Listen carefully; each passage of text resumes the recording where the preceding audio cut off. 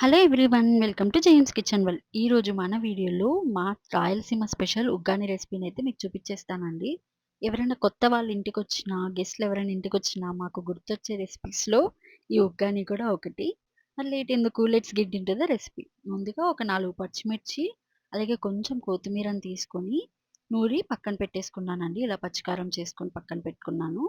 అలాగే ఒక 2 medium size ఉల్లిపాయల్ని ఇలాగా పొడవుగా తరుక్కున్నాను. చిన్న చిన్నగా తరుక్కోవాలి. పొడవుగా తరిగి పక్కన చేసుకోవాలి. అలాగే ఇందాక నూరి పెట్టుకున్న పచ్చికారం, 2 మీడియం సైజ్ టమాటాలని కూడా ఇలా చిన్న చిన్నగా తరిగి పెట్టుకున్నాను. అలాగే ఇంకొన్ని మిర్చి, కరివేపాకు, కొత్తిమీర కూడా తీసుకున్నాను. ఒక లెమన్ కూడా తీసుకున్నాను. ఇప్పుడు స్టవ్ ఆన్ చేసి ఒక 4 టేబుల్ స్పూన్స్ ఆయిల్ వేసుకోండి. మనం చేస్తున్న క్వాంటిటీకి 4 టేబుల్ స్పూన్స్ ఆయిల్ సరిపోతుంది. ఇప్పుడు అందులోకి తరిగి పెట్టుకున్న ఉల్లిపాయలు, ఇందాక తరిగి పెట్టుకున్న పచ్చిమిర్చి కూడా వేసుకోండి. పచ్చిమిర్చి మీ స్పైస్‌కి తగ్గట్టు వేసుకోండి. మీరు ఒకవేళ పచ్చికారం వేయకపోతే ఇందులోనే కొన్ని మిర్చి ఎక్కువ యాడ్ చేసుకోండి. పచ్చికారం అనేది ఆప్షనల్. ఈ మిర్చి అయినా యాడ్ చేసుకోవచ్చు. అలాగే ఒక టీ స్పూన్ పసుపు, మీ టేస్ట్‌కి తగ్గట్టుగా ఉప్పు కూడా వేసుకొని ఒక 2 మినిట్స్ బాగా ఫ్రై అవ్వనివ్వండి ఆనియన్స్‌ని. కొంచెం బాగా ఆనియన్స్ ఫ్రై అవ్వాలి ఇక్కడ.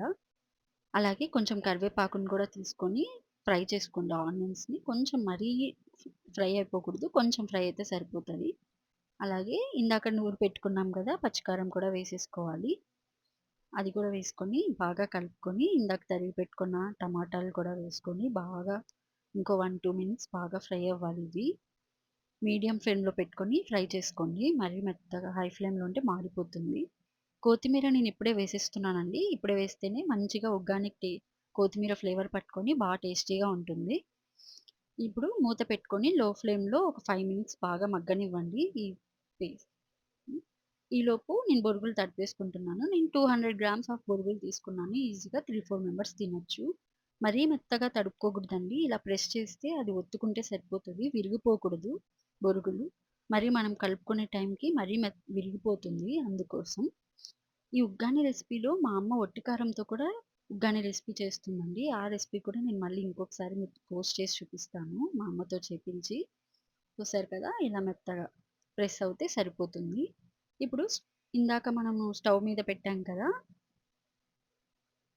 అది కూడా బాగా ఫ్రై అయిపోయింది. ఇప్పుడు స్టవ్ ఆఫ్ చేసుకొని దించేసుకొని ఈ దీంట్లోకి మనం బొరుగులు తడిపి పెట్టుకున్నాం కదా! అవి కూడా వేసుకోండి. కొంతమంది వేడిగా బొరుగుల్ని. మేమైతే చల్లగానే తినేస్తాము. ఇలా బాగా ప్రెస్ చేస్తూ కలుపకూడదండి. కొంచెం లైట్‌గా కలుపుకోవాలి. పైపైన తడుపుతూ ఉండాలి. అలాగే ఇందులోకి నేను పొడి ఏసుకొని కలుపుకుంటున్నాను. ఇందులోకి పుట్నాల పప్పు, ఎండుమిర్చి, అలాగే కొబ్బెర, ఉప్పు, వెల్లుల్లిపాయలు కూడా వేసుకొని ఆ పొడి చేసుకున్న పేస్ట్ అది నేను మళ్ళీ ఇంకొకసారి రెసిపీ చూపిస్తాను. ఇలా ఇదైనా వేసుకోవచ్చు. ఓన్లీ పుట్నాల పప్పైనా రెసిపీ వేసుకోవచ్చు. లెమన్ లాస్ట్‌లో యాడ్ చేసుకుంటే ఉగ్గాని రెడీ. మా వీడియోస్ గనుక మీకు నచ్చినట్టయితే please do like, share to James kitchen world. Thank you so much for watching.